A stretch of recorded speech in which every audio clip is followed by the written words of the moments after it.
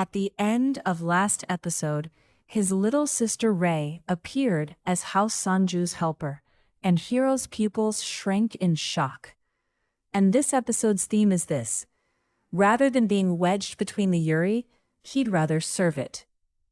The showdown between House Sanju and the temple capital of light ignites right inside his own mansion. Rei? And the maids too! Hiro stares at the group in disbelief. Rei answers flatly, "It's exactly as you see, Master." An elven archer beside her chimes in between bites of taiyaki. "We picked her up while we were out buying taiyaki," someone asks curiously. "So what is she to you?" Hiro answers plainly, "My little sister." Rei formally introduces herself. Rei Sanjo, the next head of House Sanjo. She states her business regarding the improper rumors circulating at the main estate.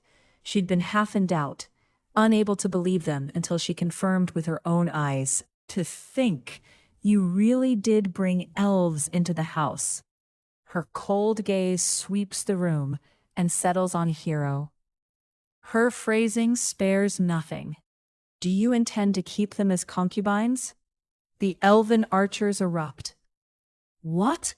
Even the princess is being treated as a concubine?" Rei adds another cut. "An elf is an elf. No more, no less.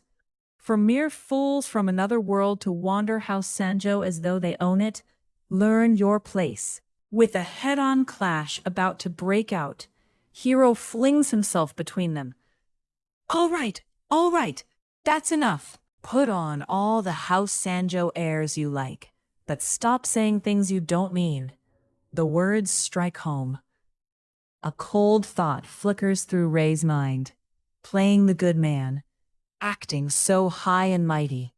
In the end, you're no different from the rest of House Sanjo. Outwardly, she maintains her manners. "Forgive me. I'm grateful for the mediation. My business was solely to confirm the improper rumors with my own eyes, nothing more." Hiro retorts internally. The family problem child, that lecherous Hiro, luring girls back home, and the next head of the house personally makes the trip just to confirm that? However you slice it, the story is strange. But Rei isn't done. "If you wish to inspect even such mundane daily matters, shall I have you confirm the breakfast menu as well?" She chews on something with icy composure, and the mood drops below freezing. And then the maid, silent all this while, finally speaks. Rei shuts her down with a single line. "Stand down, Snow." At long last, the maid's name is revealed. Does a mere attendant intend to interject in House Sanjo's dialogue? Rebuked, Snow can only lower her head and fall silent. Snow gives a bow. "My apologies." She turns and withdraws. Watching her back, Hiro finds the whole thing sitting worse and worse with him. He analyzes it. Sure, she was brought here by his master, and Rei does have legitimate business. But as far as he knows, an event where Rei comes to visit Hiro doesn't exist in the original at all. And early game Rei was always like this, saying things exactly opposite to what she truly means. Even when it's her own brother, she'd hate a development where a heroine meets a man. By rights, she should finish her business and leave immediately. Hiro thinks, leaving this as it is feels like it'll end badly. So he thrusts out a hand and declares grandly, "Rei, stay the night today." Rei blinks. "Confirming the rumors isn't your only reason for coming, is it?" Hiro continues. "The mood's bad right now anyway, so how about spending a night with the elves and smoothing things out?" Rei listens, then gives a small laugh. Huh. She rides the momentum with a jab. "Not satisfied with elves alone. Will you lay hands on me too, thin as our blood ties are?" Lapis shrieks on the spot. "That's impossible. How indecent." And then Rei's eyes turn sharp. and she grinds out, I did think you were the sort of man who'd eventually do exactly that. Astamir bursts out laughing beside them. You're hated even more than in the original. What on earth did the pre-reincarnation hero do? She chimes in with a grin. The atmosphere is crackling rather nicely, isn't it? Hero is beside himself. Master, you jerk, because of you, a war between the temple capital of light and House Sanjo is about to break out. In the diagram in his head, the elves and House Sanjo glare at each other while he stands alone in the middle.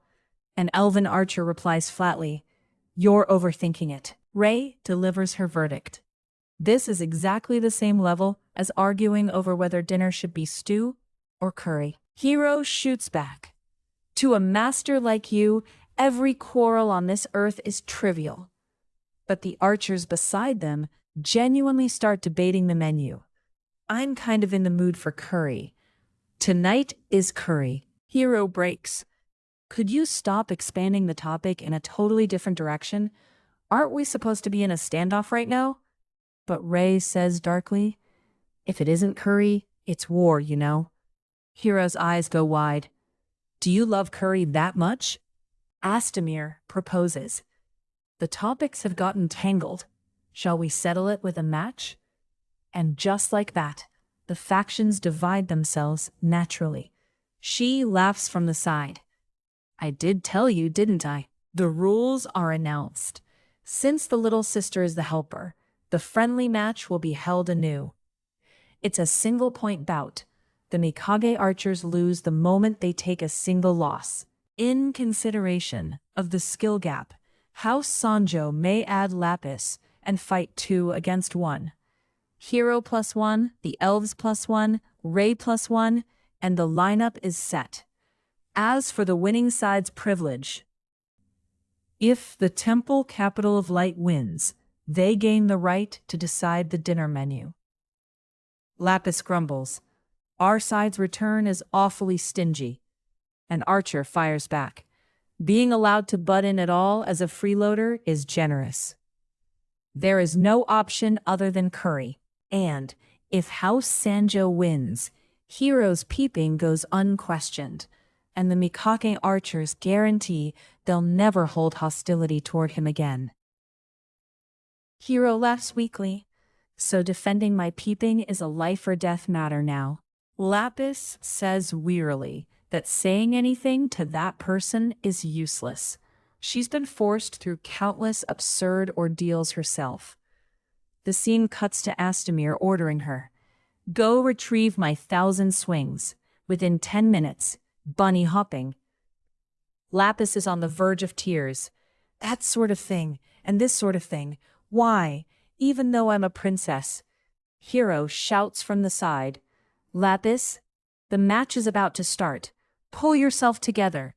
Come back to us. Rei cuts in coldly.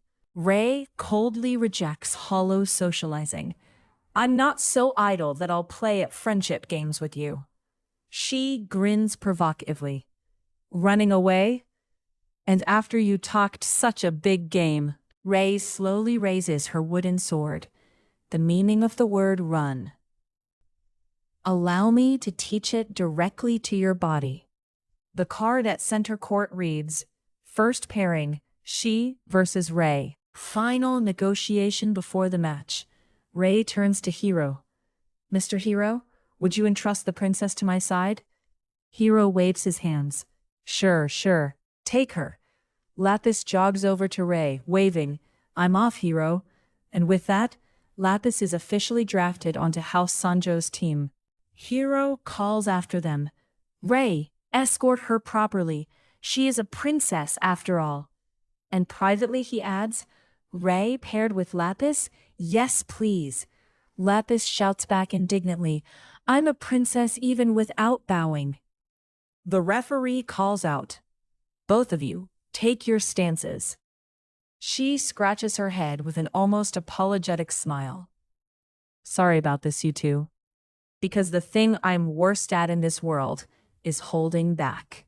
She adds, and the second thing I'm worst at is people who make cocky faces in front of me. Rei answers coldly, The same goes for me. Begin. At the command, she surges forward with a grin. Now then, let me see what you've got. Wooden sword meets short blade. She lands a light, quick thrust. Rei takes it cleanly. Nice thrust. She raises an eyebrow, and Rei only murmurs, Then how about this? She's grin grows wider and wilder. A friendly match is only friendly when it carries real teeth. She leaps high and brings her wooden blade down overhead. Your head, I'll be taking it. Rei twists aside, and the collision detonates across the court. Attacks and counters interlace. She spots a gap. An opening. Is that what you thought? Rei saw it coming and sweeps a heavy backhanded blow in return. Round after round. It's my turn now. She sets her stance. This one ends it. Rei grunts. Ha ha! It only grazed me. She laughs and opens the distance. And here I thought that one landed. Rei doesn't answer. She just says quietly, switch. And Lapis charges in from the sidelines to take over. Ah! Princess! Your body! Steady it! Comes the call from the sidelines. Rei confirms internally. By pulling back on instinct, she'd avoided damage to her collarbone. The Mikage archers really aren't just for show. Watching from the side, Hiro can't help asking Snow, how's it look? Can Rei win? Snow answers calmly, she can't win. No, I think she might have a shot. Snow shakes her head.